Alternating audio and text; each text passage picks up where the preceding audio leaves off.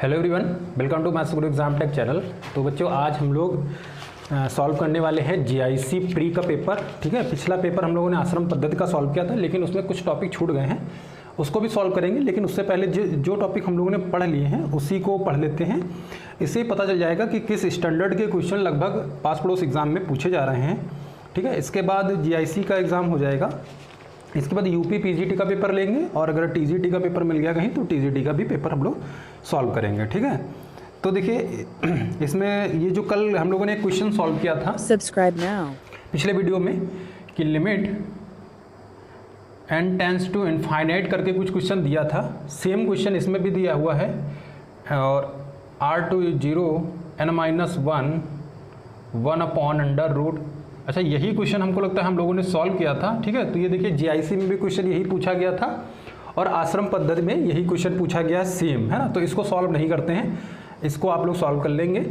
बस मेन देखिए बच्चों क्या होता है, प्रीवियस पेपर सॉल्व करने से यही फ़ायदा होता है कि आपको कुछ क्वेश्चन रिपीट करके मिल जाते हैं। ठीक है, अच्छा अगला क्वेश्चन इन्होंने पूछा है कि एक्स, इन्होंने इंटीग्रेशन दिया हुआ है, बहुत ही कमाल का क्वेश्चन पूछा है इन्होंने। 1 + x⁴ 1/2 1 + x⁴ 1/3 के लिए उपयुक्त प्रतिस्थापन ज्ञात कीजिए, है ना। मतलब हम x की जगह पे क्या प्रतिस्थापित करें, प्रतिस्थापन ज्ञात करना है। ये देखिए केवल इन्होंने इतना ही पूछा है, इसका हल बल कुछ नहीं पूछा है, केवल इन्होंने ये पूछा है कि आप x की जगह पे क्या रख दें जो आपका क्वेश्चन बन जाए। ठीक है, इन्होंने केवल इतना ही पूछा है। तो बच्चों देखिए, जब भी इस टाइप से पूछे तो आपको हल भी करना हो, ठीक है, क्वेश्चन बड़ी आसानी से हल होगा। तो इसका और इसका आप एलसीएम ले लो, है ना। जितनी भी पावर लगी उसका आप एलसीएम ले लेंगे तो 2 और 3 का एलसीएम कितना आएगा, 6 आएगा। इसका मतलब हम x बराबर जो है t⁶ को ही मानेंगे, है ना। आप जब x बराबर t⁶ को मानेंगे क्वेश्चन बड़ी आसानी से लगेगा। ये dx हो जाएगा, ये 6 t⁵ हो जाएगा। यहाँ कितना हो जाएगा, केवल इन्होंने तो आंसर बस इतना ही पूछा जाए कितना इसके लिए उपयुक्त रहेगा। तो आप सी ऑप्शन जो है इसका सही हो जाएगा कि आप x बराबर t⁶ को मान लें तो आपका आंसर सही हो जाएगा। ठीक है, ये इन्होंने केवल इतना ही पूछा था। तो आपको ये समझ में आ गया होगा, इनके और ये जो भिन्न लगी हुई है इसके एलसीएम ले लेना। ठीक है, तो इसको सॉल्व कर लेंगे, आंसर जो भी आ जाए आप लोग कमेंट में बताएंगे। ठीक है, चलिए बढ़ते हैं नेक्स्ट क्वेश्चन की तरफ। और नेक्स्ट क्वेश्चन देखिए क्या दिया हुआ है, 4 to 7 x⁴ upon x⁴ plus 11 - x⁴ तो ये इन्होंने क्वेश्चन दिया है। ठीक है, अब इस टाइप के क्वेश्चन को सॉल्व करने के लिए देखिए आपके पास प्रॉपर्टी 5 है, और जिसको हम बोल सकते हैं क्या, दोनों लिमिट को जोड़ के लिमिट और x में से हम लोग क्या कर देते हैं, लिमिट को x को लिमिट में से घटा देते हैं। ठीक है, तो इसको हम i मान लेंगे। और देखिए ये 11 हो गया तो x की जगह पे हम कितना लिख देंगे, i = ये x की जगह हो जाएगा 11 - x की होल पावर 10। यहाँ भी हो जाएगा 11 - x, दोनों पावर लिमिट को क्या कर देते हैं, जोड़ देते हैं, बड़ा आसान है तरीका। ठीक है, और फिर यहाँ हो जाएगा कितना, 11 - x यानी कि माइनस अंदर जाएगा प्लस हो जाएगा, तो 11 कट जाएगा यानी कि x⁴ और dx। अब दोनों को जो जोड़ देंगे देखिए एलसीएम इनके समान हो जाएंगे, तो ऊपर वाला सेम फंक्शन मिल जाएगा, ऊपर है ना, इधर हो जाएगा 2i और ये हो जाएगा 4 to 7, ऊपर हो जाएगा 11 - x⁴ plus x⁴ upon x⁴ और यहाँ 11 - x⁴ ये हो जाएगा dx, है ना। ये पूरा का पूरा कट जाएगा, 1 आएगा, 1 का समाकलन जानते हैं x होता है, लिमिट है हमारी 4 to 7, ये कितना हो जाएगा 7 - 4 = 3, और वो वाले 2 भी ट्रांसफर हो जाएंगे 2, है ना। 3/2 आंसर आएगा। इसी पे बच्चों एक ज़्यादातर क्वेश्चन पूछा जाता है, आपको ये सीधे बता देते हैं, बड़ा आसान तरीका है ये। 0 to π/2 की लिमिट हो और यहाँ पे साइन की पावर mx, है ना, साइन की पावर mx अपॉन कॉस की पावर nx प्लस साइन की पावर mx dx, या इसी का अपोजिट भी हो सकता है, यहाँ कॉस भी हो सकता है, यहाँ कॉस भी लिख लो, या फिर कॉस भी हो सकता है। ठीक है बच्चों, कॉस भी हो सकता है, सॉरी कॉस nx, इस टाइप से अगर क्वेश्चन हो, या फिर 0 to π/2 dx upon 1 plus root की जगह पे कुछ भी हो सकता है, इसको लिख देते हैं tan की पावर n, है ना, या cot की पावर, है ना, या 0 to π/2 dx upon 1 plus cot की पावर n, एक्स। अगर इतने टाइप से कोई भी क्वेश्चन आपसे पूछा जाए, पावर mn का मतलब कुछ भी हो सकता है, 3, 4, 5 बटे में 3/2, 17/25, चाहे जो भी हो। इस मॉडल में अगर आपको क्वेश्चन मिल रहा है तो आंसर हमेशा π/4 ही आपको टिक कर देना है। ठीक है, कितना टिक कर देना है? π/4 आपका आंसर आ जाएगा। और नंबर 2 पे अगर इस टाइप से कोई क्वेश्चन आया हुआ जैसे ये हम लोगों ने लगाया है, तो आपको सीधा क्या कर देना है, लिमिट घटा देनी है और बटे 2 लगा देना है। ठीक है, लिमिट घटा के 2 लगा देना है, बस इतना आपको करना है। इस टाइप के क्वेश्चन को सॉल्व करने की कोई भी आवश्यकता नहीं है, आपको लिमिट घटा देना है। 7 - 4 तो कितना हो जाएगा 3, और उधर वाला /2 एक /2 लगा देंगे। ठीक है, तो यानी कि limit minus upper limit minus lower limit /2 लगा के ये आंसर आ जाएगा। तो उम्मीद है ये आप समझ गए होंगे, दोनों ट्रिक भी समझ गए होंगे। ठीक है, इसको आप नोट कर लेंगे।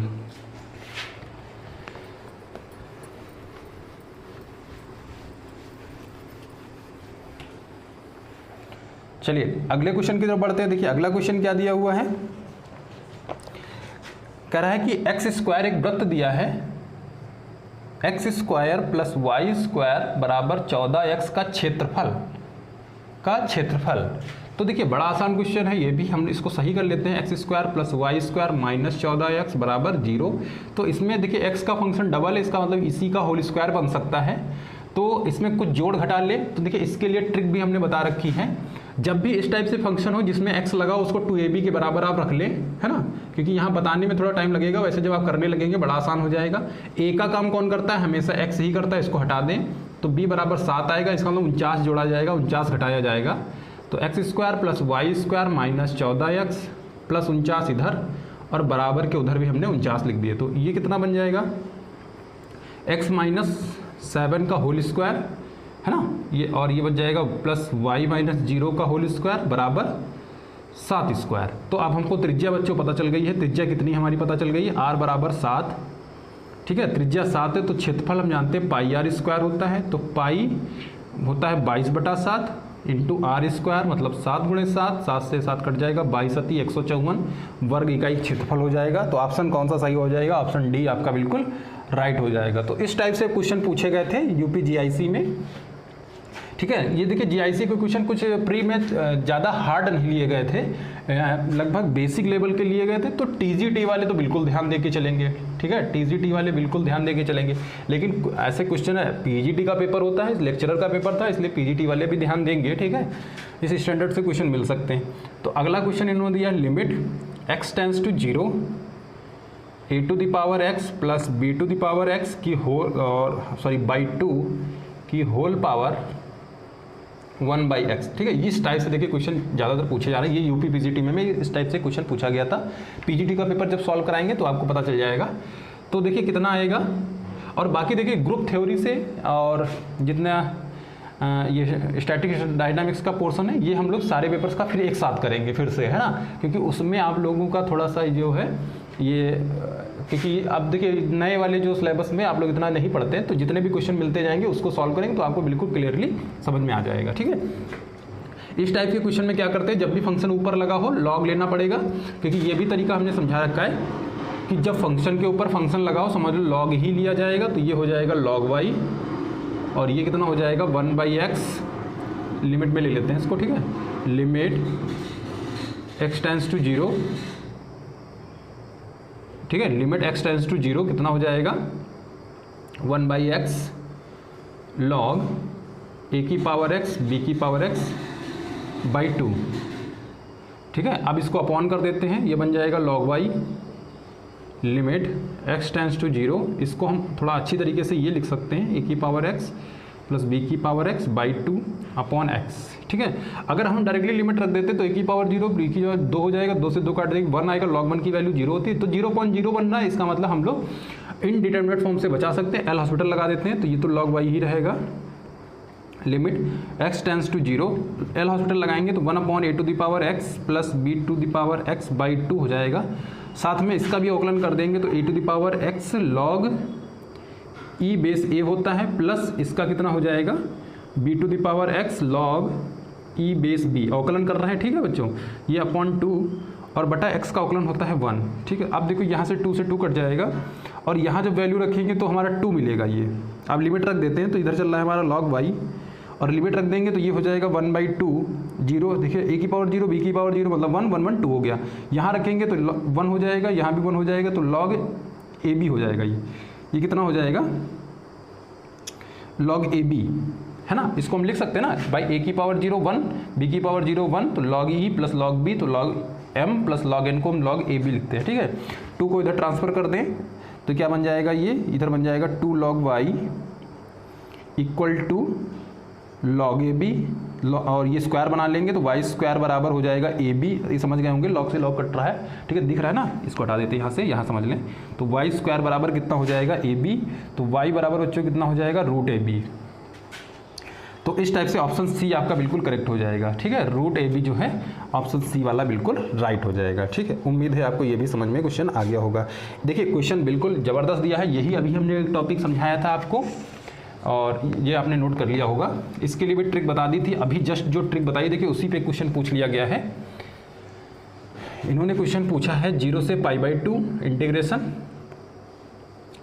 √sin x बटा √sin x plus √cos x dx, है ना। यानी कि पावर 1/2 है, 1/2 है, 1/2 है, तो पावर कुछ भी हो उससे कोई मतलब नहीं। 0 से π/2 है तो आंसर कितना आएगा, π/4 आंसर आ जाएगा, ठीक है। आंसर कितना आएगा इसका, π/4। बिल्कुल आप समझ गए होंगे, इसमें देखिए 2 सेकंड का भी टाइम नहीं लगेगा।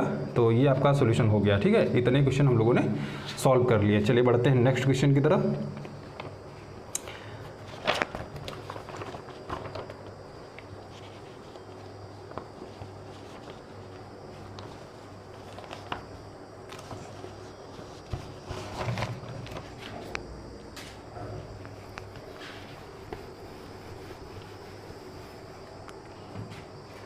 नेक्स्ट जो क्वेश्चन दिया है, अवकल समीकरण dy/dx equal to e⁻x - y plus x² e⁻ -y का व्यापक हल ज्ञात कीजिए, है ना। ये क्वेश्चन इन्होंने दिया है, यहाँ पे x² है बच्चे। अब देखिए इसको थोड़ा सही करते हैं, तो dy/dx इसको हम बच्चों लिख दें e⁻x इंटू e⁻−y, क्योंकि गुणा में घातें जुड़ती हैं, ठीक है, प्लस x² e⁻−y। अब हम इसमें कॉमन ले लेते हैं थोड़ा सा, तो dy/dx अब देखते हैं क्या बनेगा। पहले फॉर्म, अवकल समीकरण की खासियत यही, आप उसको फॉर्म को पहले एडजस्ट कर लें। जब फॉर्म आपको पता चल जाती है तभी आप अवकल समीकरण को हल कर पाते हैं, वरना आप क्वेश्चन को सॉल्व नहीं कर पाएंगे। ये आप हमेशा याद रखें। अवकल समीकरण को हल करने की काफ़ी विधियाँ हैं, ठीक है। तो आप पहले समीकरण को पहले हल कर ले थोड़ा सा, तो ये बन जाएगा e⁻x प्लस x²। अब हमको लगता है वेरिएबल सेपरेबल लग जाएगा, क्योंकि y का फंक्शन अलग हो गया, x का फंक्शन अलग हो गया, तो वेरिएबल सेपरेबल से बना लेते हैं क्वेश्चन को। dy/dx y को ले आते हैं e⁻y, इसको इधर ट्रांसफर कर देते हैं dx और x² dx, ठीक है। इसको ऊपर ले लेते हैं, e⁻y हो जाएगा, घात प्लस हो जाएगी, इंटीग्रेशन कर देते हैं दोनों पक्षों में, तो e⁻x dx plus x² dx, ठीक है। और इसका आप समाकलन कर देते हैं, तो e⁻y का e⁻y, e⁻x का e⁻x, x² का x³ है ना, प्लस c लगा देते हैं, कांस्टेंट फंक्शन। आंसर अपना मिला लेते हैं कि कौन सा आंसर हमारा सही होने वाला है, e⁻y, e⁻x, x³ plus c, है ना। ऑप्शन नंबर ए ही बिल्कुल करेक्ट हो जाएगा। ऑप्शन ए वाला जो है बिल्कुल राइट आंसर हो जाएगा। तो देखिए किस टाइप से क्वेश्चन पूछे गए हैं, बड़े आसान क्वेश्चन है। अगला अवकल समीकरण से फिर क्वेश्चन लिया गया है, dy/dx y tan x - 2 sin x, ठीक है। अब देखिए ये जो है अवकल समीकरण आपको पहचानना पड़ेगा कि ये किस फॉर्म में लिखा हुआ है। तो इसके लिए देखिए आपको एक फॉर्म पता होगी कि एक होती है हमारी रैखिक की, है ना, रैखिक अवकल समीकरण की, तो उसी में हम लोग इसको पहले एडजस्ट करते हैं, क्योंकि यहाँ पे y के फंक्शन के साथ x मिल रहा है। रैखिक के 2 स्टैंडर्ड इक्वेशन होते हैं, dy/dx प्लस py = q, और यहाँ पे जो q है वो x का फंक्शन होना चाहिए। और अगली शर्त जो है उसका जस्ट उल्टा होता है, dx/dy, यहाँ होता है px = q, यहाँ पे y का फंक्शन वो होता है, ठीक है। तो इतना ही जस्ट उल्टा हो जाता है, यहाँ पे ये dy/dx होता है, dx/dy होता है। तो यहाँ पे dy/dx की फॉर्म बनने, इसको इधर ट्रांसफर कर देते हैं, तो dy/dx minus tan x into y और इक्वल टू -2 sin x। इन्होंने क्या पूछा है के लिए एक समाकलन गुणांक यानी कि इंटीग्रेशन फैक्टर पूछा है इन्होंने। तो इंटीग्रेशन फैक्टर बच्चे होता है e की पावर p dx, है ना, e to the power integration p dx। तो e to the power integration p कितना है, -tan x है, और कितना हो जाएगा dx। तो इसको हल करेंगे तो e⁻- बाहर कर देंगे, tan का होता है log mod sec x, और sec का cos में भी होता है, माइनस में अगर लेंगे तो माइनस cos भी होता है ना। tan का भाई cos में तो होता है माइनस के साथ, तो माइनस माइनस प्लस हो जाएगा, e⁻log cos x हो जाएगा, e⁻log से हट जाएगा तो कितना आएगा cos x। इंटीग्रेशन फैक्टर कितना आ जाएगा इसका, cos x आ जाएगा। तो ऑप्शन कौन सा सही हो जाएगा, ऑप्शन बी आपका बिल्कुल राइट हो जाएगा। ठीक है, ऑप्शन बी आपका बिल्कुल राइट आंसर है। अगला फिर अवकल समीकरण से क्वेश्चन दिया हुआ है कि dy/dx equal to minus y/x, sorry minus के y/x इक्वल टू x³, ये दिया हुआ है। तो यहाँ सेम देखिए यही कंडीशन बनी है, तो आप इसका जो है सॉल्यूशन बताएंगे। ठीक है, इसका हल आप लोग बताएंगे, ये आपके लिए होमवर्क क्वेश्चन हो गया है। ये सेम यही है, p की वैल्यू निकलेगी -1/x, q की वैल्यू कितनी निकलेगी x³ निकलेगी। तो जो आंसर आएगा इसका आप लोग बताएंगे कमेंट बॉक्स में, और इसका जो जनरल सॉल्यूशन होता है वो y integration factor into q into integration factor dx है ना। ये आप इसको सॉल्व कर लेंगे, इंटीग्रेशन फैक्टर निकालना ये सिखाई दिया है, q आपको पता ही है, यहाँ रखेंगे सॉल्व करेंगे, और इसका जो आंसर आएगा आप कमेंट बॉक्स में बताएंगे कि हाँ इसका ये आंसर है। और अगला दिया हुआ है देखिए xy इक्वल टू 1, अगला क्वेश्चन दिया है कि समीकरण xy बराबर 1 किसको निरूपित करता है। देखिए हमने बताया था ये एक समकोणीय अतिपरवलय को निरूपित करता है, लेकिन यहाँ इन्होंने केवल अतिपरवलय दिया है तो हम अतिपरवलय लिख देंगे। ठीक है, इसकी समकोणीय अतिपरवलय हमारा इसमें होगा आंसर। अगला इन्होंने क्वेश्चन दिया है, बड़ा आसान पूछा है, ये भी हमने कोनिक सेक्शन में बताया था, जब वृत्त पढ़ाया था तो उसमें बताया था कि ज़्यादातर वृत्त में यही क्वेश्चन पूछ लेता है कि व्यास के निर्देशांक दिए होते हैं और कह देता है कि समीकरण आप इसका ज्ञात करें। ठीक है, व्यास के निर्देशांक दिए हैं और कह रहा है समीकरण ज्ञात कीजिए। ये टीजीटी वाले तो बिल्कुल इसको देख ही लें, लिखा हुआ है बिंदु -1 -2 1,3 को मिलाने वाली रेखा को व्यास मानकर वृत्त खींचा गया, वृत्त का समीकरण ज्ञात कीजिए। तो एक ये वृत्त हो गया हमारा, ठीक है, इसके ये पॉइंट दिए हैं, एक ये पॉइंट दिया है, इसका एक पॉइंट दिया, इसका समीकरण ज्ञात करना है। ये x1 y1 x2 y2 समीकरण होता है, व्यास जब दिया हो x1 x2 plus y1 plus y minus y2 equal to 0। तो वैल्यू रख देते हैं, तो x माइनस x1 हो जाएगा +1, यहाँ रखेंगे तो x माइनस 1 प्लस y, यहाँ रखेंगे +2 और यहाँ रखेंगे तो y माइनस 3 इक्वल टू 0। तो x² माइनस 1 ये हो जाएगा y², गुणा कर देते हैं बच्चों 2y माइनस 3y और माइनस 6 इक्वल टू 0। तो x² प्लस y², ये बचेगा कितना माइनस का y और ये 6 7 है ना। तो इस टाइप से जो भी समीकरण होगा वो सही हो जाएगा, x² y² minus y minus 7। Option number A बिल्कुल करेक्ट हो जाएगा, ऑप्शन नंबर ए जो है इसका राइट आंसर है। ठीक है, अगला दिया है कि किस, देखिए यही क्वेश्चन हमने बताया था कि ज़्यादातर यही क्वेश्चन पूछता है कि एक दिए गए बिंदु से किसी दिए गए परवलय पर अभिलंब कितने खींचे जा सकते हैं। तो देखिए अभिलंब का जो हमने समीकरण बताया था किसमें, प्रवणता फॉर्म में है ना। अगर आप लोगों ने वो वीडियो नहीं देखा है तो IIT पे जाके उसमें देख लें। तो y बराबर क्या होता है, यहाँ पे mx plus am square minus, अच्छा ये वाला नहीं, यहाँ पे होता है तो इसका क्या फॉर्मूला होता था। ठीक है, तो इसको देख लेंगे, ये 3 इसमें क्या होंगी, क्योंकि अधिकतम घात कितनी होती है, 3 होती है। चलिए देखिए नेक्स्ट क्वेश्चन क्या दिया हुआ है।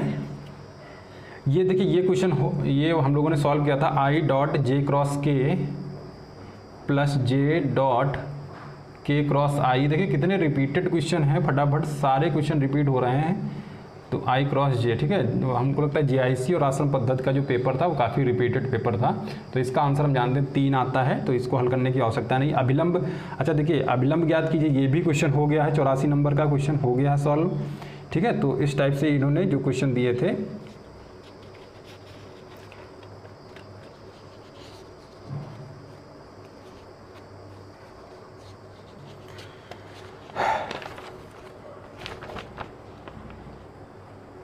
और अगला भी क्वेश्चन सेम यही दिया हुआ है। ठीक है, तो अच्छा ये देख लेते हैं। कह रहा है कि एक साइक्लिक ग्रुप दिया हुआ है, ठीक है, जिसकी कोड कितनी है 8 है। बाकी जितने क्वेश्चन थे लगभग सब रिपीटेड क्वेश्चन है बच्चों। एक साइक्लिक ग्रुप दिया है जिसकी कोड कितनी दी है 8। ठीक है, कितनी कोड का साइक्लिक ग्रुप है 8। और कह रहा है जनकों की संख्या ज्ञात कीजिए, नंबर ऑफ जनरेटर्स निकालना है। तो देखिए बच्चों इसको निकालने के लिए एक बहुत आसान तरीका, आप इसके फैक्टर कर लें, 2 4 जा 8 2 2 ज़ा 4, 2 1 ज़ा 2। इसके जो फैक्टर आए हैं उसको लिख दे 2 की पावर 3, तो इसको लिखेंगे 8। और देखिए इससे अब हमको मतलब नहीं 2 कितनी बार आया, बस हम लिखेंगे 1 माइनस, और ये जो आया है जिसकी पावर लगा है ना, इसके मान लेते कुछ और आता तो 1 माइनस P1, ये मान लेते P1 है तो 1/2। अगर एक फैक्टर और आता मान लेते थे यहाँ मतलब 3 है ना, 3 की पावर कुछ भी आ सकता है, इससे कोई घास से कोई मतलब नहीं है। यहाँ आता तो हम इसको 1 माइनस 3 भी लिखते हैं, लेकिन ऐसा कुछ आया नहीं तो इसको नहीं लिखेंगे। बस इसको सॉल्व करेंगे तो 8 और 1 में से आधा जाएगा, आधा काट देंगे तो कितना आएगा 4। इसका मतलब नंबर ऑफ जनरेटर कितने हैं 4 है इसका आंसर। ठीक है, तो ऑप्शन कौन सा सही हो जाएगा, सी वाला ऑप्शन बिल्कुल करेक्ट हो जाएगा। इसके बाद दिया हुआ है एक ग्रुप दिया हुआ है, इसका निकालना है हमको जनक, इसका जनरेटर निकालना है। तो ये देखिए ये काफ़ी अच्छा क्वेश्चन है दिया है, इसको बिगाड़ देते हैं पहले।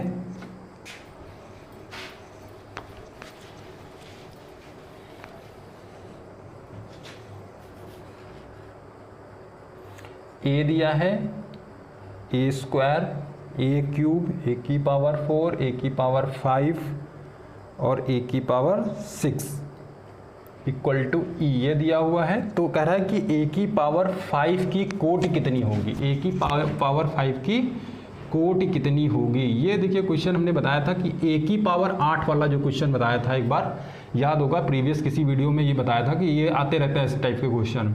ठीक है, देखिए जर्नली तौर पे यही बता दिया था कि इस टाइप से क्वेश्चन आते रहते हैं। देखिए ये यहाँ पे जीआईसी में दिया भी है क्वेश्चन।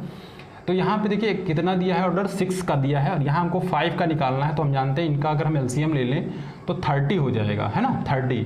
भाई इसको 5 से मल्टीप्लाई करें तब ये 30 पे जाएगा, और इसको हम जब 6 से मल्टीप्लाई करेंगे तब 30 पे जाएगा। तो इसकी कोटि कितनी हो जाएगी, 6 हो जाएगी। इसकी कोटि कितनी हो जाएगी, 6। तो हमारा राइट आंसर कितना हो जाएगा, 6। इसका right answer option number B बिल्कुल आपका करेक्ट हो जाएगा। ठीक है,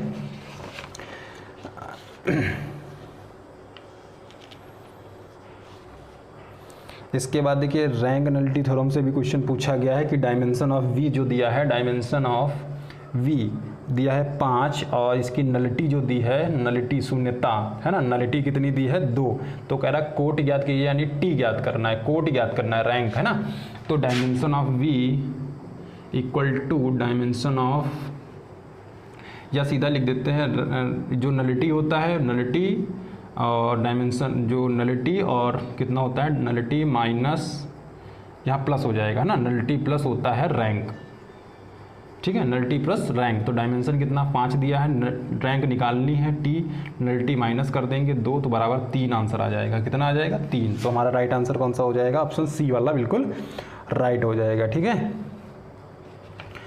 बाकी लीनियर अलजेब्रा से भी काफ़ी क्वेश्चन पूछे गए हैं। a minus B, B minus A minus A को द्वारा परिभाषित रैखिक समीकरण दिया हुआ है, इसकी कोटि और शून्यता ज्ञात कीजिए। ठीक है, इसकी कोटि और शून्यता। लीनियर अलजेब्रा का पूरा जो है अगला टॉपिक ही होगा। और देखिए बाकी त्रिकोणमितीय फलन से काफ़ी सरल क्वेश्चन पूछे गए हैं। एक तो क्वेश्चन पूछा गया है कॉस इनवर्स 1 माइ, पहले बताएं ये जो लीनियर अलजेब्रा का है पहले पढ़ाएंगे, उसके बाद इसका सॉल्यूशन देंगे, ऐसे आपको कुछ समझ में नहीं आएगा। इसलिए जो लीनियर अलजेब्रा है इसको हम लोग थोड़ा सा स्किप करके चल रहे हैं। ठीक है, काफ़ी क्वेश्चन है उसमें लीनियर अलजेब्रा से और थोड़ा टफ भी है।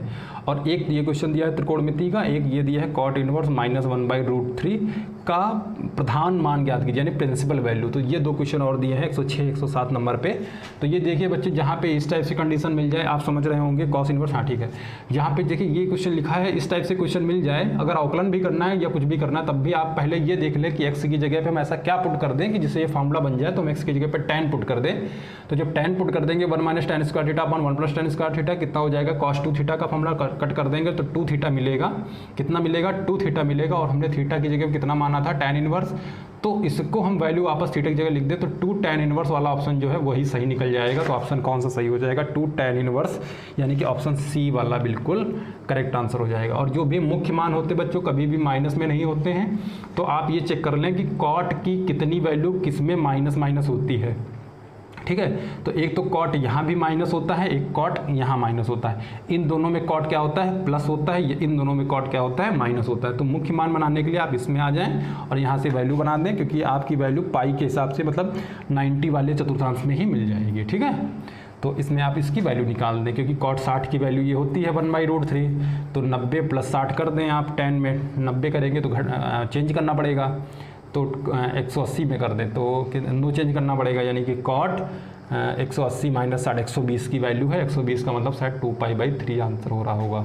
तो ऑप्शन 2π/3 मतलब ऑप्शन बी बिल्कुल करेक्ट हो रहा है। ठीक है, फिर भी चेक कर लेंगे इसको, इसमें ज़्यादा कोई दिक्कत नहीं है। ठीक है, फिर देखिए एक कैटेनरी दी हुई है।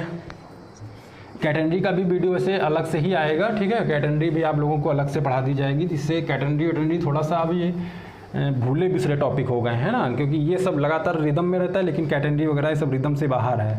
कह रहा है कि टी एक सामान्य कैटेनरी है, कॉमन कैटेनरी है। कॉमन देखिए, कॉमन कैटेनरी का मतलब ये होता है कि प्रत्येक बिंदु पे जो ये एक चैन टाइप की है, ये लटकी हुई है। ठीक है बच्चों, ये थोड़ा सा बेसिक बता देते हैं। तो ये हमारी एक कैटेनरी है, ये इस पे जो टेंशन उत्पन्न करती है, ये यहाँ पे मान लेते हैं सी पॉइंट पे। ठीक है, इसको टी सी बोला जाता है। ये हमारी एक टेंशन टी है, ये मान लेते हैं क्या है, ये साई एंगल बोला जाता है। यहाँ पे जितना एंगल ये बनाता है उसी से ये उतना एंगल, तो टी यहाँ पे होता है टी कॉस साई, ये बना देते हैं। ठीक है, ये सॉरी यहाँ पे ये टी हो गया, ये हमारे घटक हो जाएंगे टी कॉस साई और टी साइन साई, ये दो हमारे घटक हो गए हैं। और यहाँ पे देखिए, और कॉमन कैटेनरी का मतलब है प्रत्येक बिंदु पर इसका भार डब्लू है ना, प्रत्येक बिंदु पे क्या है भार, इसका डब्लू ही है। प्रत्येक बिंदु पे भार जितना भी लटक रही है, ये चैन टाइप की अगर चैन लटकाएंगे आप, ठीक है, और इसका टोटली जो होता है ये वाई होता है, तो इतना कितना बचेगा, वाई माइनस सी बचेगा। और यहाँ से ये टोटली लंबाई होती है 2x। ठीक है, ये पूरी लंबाई कितनी होती है, 2x होती है। इसको सैग बोला जाता है, और इसको क्या बोला जाता है, झोल बोला जाता है। क्या बोलते हैं इसको, झोल, हाँ झोल तो इसको बोलते हैं लटक को, और इसको बोला जाता है, चलिए याद आ जाएगा तो बताएंगे। ठीक है, इसको ये पूरा टोटली सैग होता है।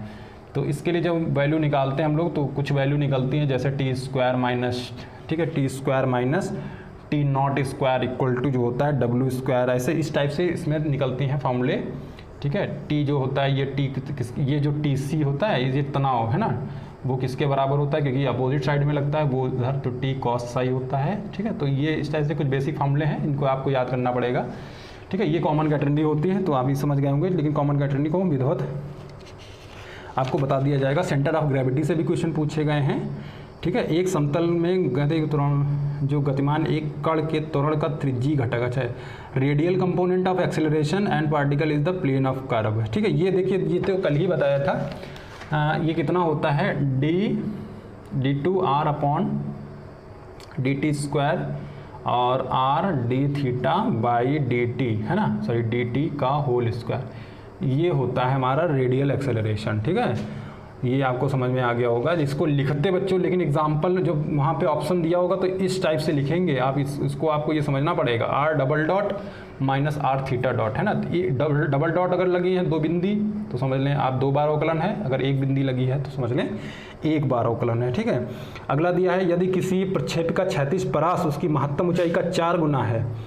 ठीक है, तो कह रहा है प्रक्षेप कोण ज्ञात कीजिए, 45 आएगा बिल्कुल। ठीक, क्यों, देखिए जब क्षैतिज परास और महत्तम ऊंचाई बराबर हो जाते हैं तो tan इनवर्स 4 आता है। इन्होंने तो 4 गुना दिया है पहले से, तो कितना हो जाएगा 1, यानी कि 4 गुना दिया, तो इसका मतलब 45 डिग्री आंसर आएगा इसका। ठीक है, ये बड़ा आसान क्वेश्चन है, इसको आप लोग समझ गए होंगे।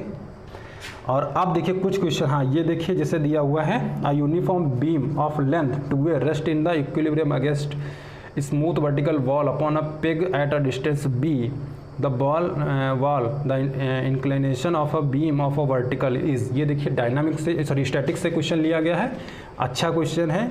और कुछ लिए गए हैं हमारे उसके रीमान से, रीमान इंटीग्रेशन के, कुछ ग्रीन गॉस स्टोक से लिए गए हैं, और एक 3D, यानी कि 3D इसका दिया हुआ ये इक्वेशन इन्होंने दिया है, और ये बताना है कि ये इक्वेशन गोले को निरूपित करता है, बेलन को निरूपित करता है, किसको निरूपित करता है। तो इसमें 2 4 5 टॉपिक बचे हैं, तब भी हम लोगों ने मैक्सिमम क्वेश्चन को सॉल्व कर लिया है बच्चों। ठीक है, अगला वीडियो जो आएगा तो उसमें जो बचे हुए क्वेश्चन है, प्रायिकता के कुछ क्वेश्चन हैं जो सिंपल क्वेश्चन बचे हैं उनको सॉल्व करेंगे, और साथ में अब हम लोग 2-3 वीडियो में अलग अलग टॉपिक्स को पढ़ेंगे, जिसमें ग्रीन गॉस स्टोक है और स्टैटिक्स डायनामिक्स है, ये पढ़ेंगे, common catenary, centre of gravity, और 1-2 टॉपिक जो और भी हैं जो अलग से टॉपिक हैं उनको पढ़ेंगे। ठीक है, तो उम्मीद है ये सब आपको समझ में आ गया होगा। तो अगर वीडियो आपको अच्छा लगता है लाइक करें, सब्सक्राइब करें और अपने दोस्तों के साथ शेयर करें। Thank you.